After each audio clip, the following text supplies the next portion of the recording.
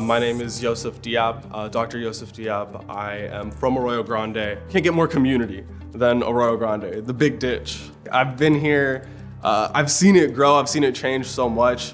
Class of 2011, shout out to AGCH, go Eagles. This place really is home. So something that they stress to us throughout med school, residency, is something we call social determinants of health.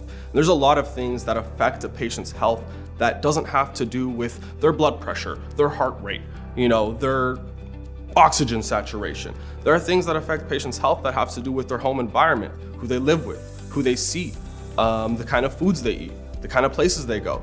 The curtain might not be able to see the patient, but you can definitely hear everything else going on.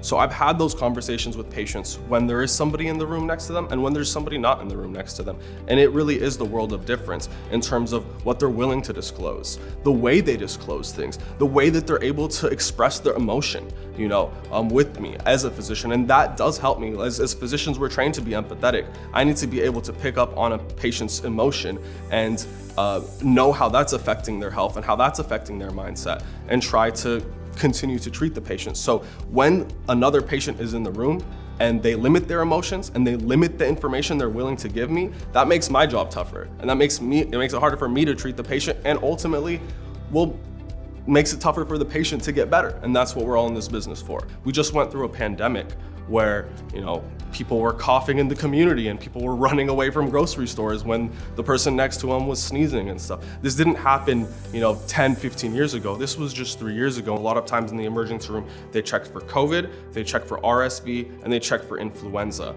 A and B. So that's 4 major viruses you can rule out, but there's a lot of other viruses. If we don't know whether they have those viruses and they're put into a patient room, they have the chance of passing that on to whoever their neighbor is. So I think it's really important to push for those private patient rooms. Obviously, I come from an ethnic background, but I was never treated as such here in Arroyo Grande. And going to major universities and medical school and things, I see how sometimes minorities can be treated outside in different communities, but I never felt that way here in Arroyo Grande. So when I saw that outside, it made me love home even more. Really, this community made me. It really did. I say that all the time, and it's my honor and my pleasure to give back. It is a community, and it starts with all of us. It starts with all of us donating. It starts with all of us putting in the time and effort to make our community ultimately what we want our community to be.